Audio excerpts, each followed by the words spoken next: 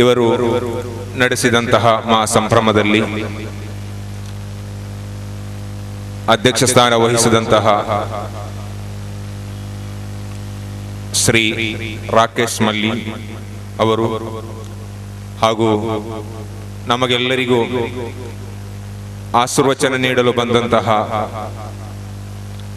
ಶ್ರೀ ಶ್ರೀ ಮೋಹನ್ ದಾಸ್ ಪರಮಹಂಸ ಸ್ವಾಮೀಜಿ ಹಾಗೂ fathers Lawrence ಮಾರ್ಟಿಸ್ ಮತ್ತೊಬ್ಬರು ಧರ್ಮಗುರುಗಳು ನಮ್ಮ ವೇದಿಕೆಯಲ್ಲಿದ್ದಾರೆ. ಹಾಗೂ ಇನ್ನೀತ ಗಣ್ಯರು ಜಯ ಕರ್ನಾಟಕದ ಪದಾಧಿಕಾರಿಗಳು ಹಾಗೂ ಇಲ್ಲಿ ನೆರೆದಿರುವ ಸರ್ವ ಸಹೋದರರು,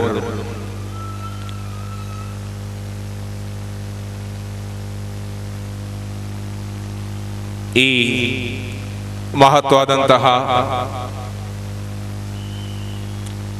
ಸಂಭ್ರಮದ ಮೊದಲ ಮಾತು ನನಗೆ ತುಂಬಾ ಖುಷಿಯಾದಂತಹ ಒಂದು ಮಾತು. ಮನುಷ್ಯನು ಏನೇ ಆಗಿರಲಿ, ಯಾರೇ ಆಗಿರಲಿ, ಮೊದಲು ಮಾನವನಾಗಬೇಕು ಎನ್ನುವಂತಹ ಒಂದು ಸಂದೇಶ. ಅದಕ್ಕೆ ಬೇಕಾಗಿ ನಮ್ಮ ಈ ಜಯ ಕರ್ನಾಟಕ ಎನ್ನುವಂತಹ ಸಂಘಟನೆ ಹಗಲು ರಾತ್ರಿ ಅನ್ನದೇ ದುಡಿಯುತ್ತಿದೆ ಅಂತ ಒಂದು ಸತ್ಯ ನಮಗೆಲ್ಲರಿಗೂ ತಿಳಿದಿರುವಂತಹ ಒಂದು ವಿಷಯ.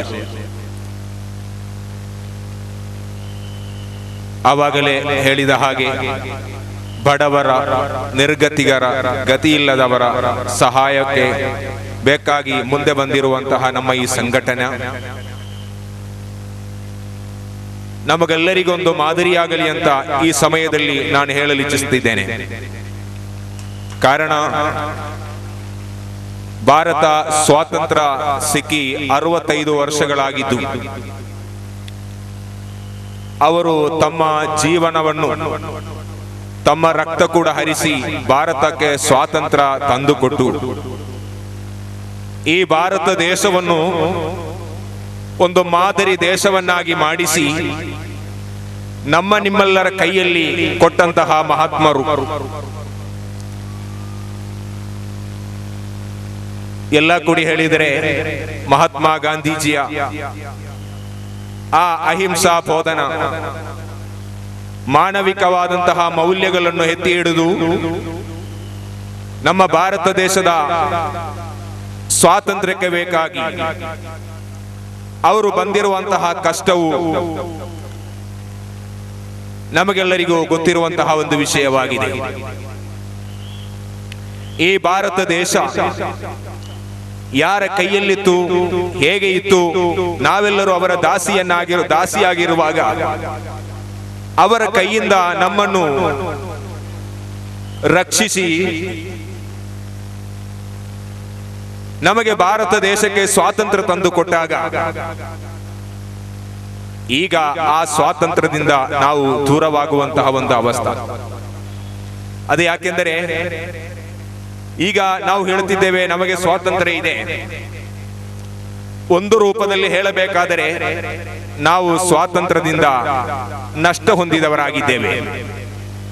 ಯಾಕೆಂದರೆ ಈಗ ಸ್ವಾತಂತ್ರ್ಯ ಇರುವುದು ತಂದೆಯಿಂದ ಮಗನಿಗೊಂದು ಸ್ವಾತಂತ್ರ್ಯ, ಗುರುಗಳಿಂದ ಶಿಷ್ಯರಿಗೆ ಒಂದು ಸ್ವಾತಂತ್ರ್ಯ, ಗಂಡನಿಂದ ಹೆಂಡತಿಗೊಂದು ಸ್ವಾತಂತ್ರ್ಯ. ಹೀಗೆ ನಮ್ಮ ಈ ಭಾರತ ದೇಶದ ಸ್ವಾತಂತ್ರ್ಯವನ್ನು ಹಲವು ರೀತಿಯಲ್ಲಿ ತುಂಡು ತುಂಡಾಗಿ ಮಾಡಿ ಈ ಸ್ವಾತಂತ್ರ್ಯಕ್ಕೆ ನಾವು ಅಡ್ಡಿಯಾಗುವಂತಹ ಒಂದು ಅವಸ್ಥೆ ನಮ್ಮ ಮುಂದೆ ಬಂದಿದೆ. ಅದು ನಮ್ಮ ಭಾಷೆಯಲ್ಲಿ ಹೇಳುವುದಾದರೆ, ಒಂದು ಚಿಕ್ಕ ಮಗು ತಪ್ಪು ಮಾಡಿದರೆ ಹಳೆಯ ಕಾಲದಲ್ಲಿಯೂ ಈಗಲೂ ನಮಗೆ ಕಾಣುವಂತಹ ಒಂದು ವಿಷಯ, ಒಂದೋ ಆ ಮಗನಿಗೆ ಒಂದೋ ಎರಡೋ ಬಡಿದು ಬುದ್ಧಿ ಹೇಳುವಂತಹ ಒಂದು ಅವಸ್ಥೆ.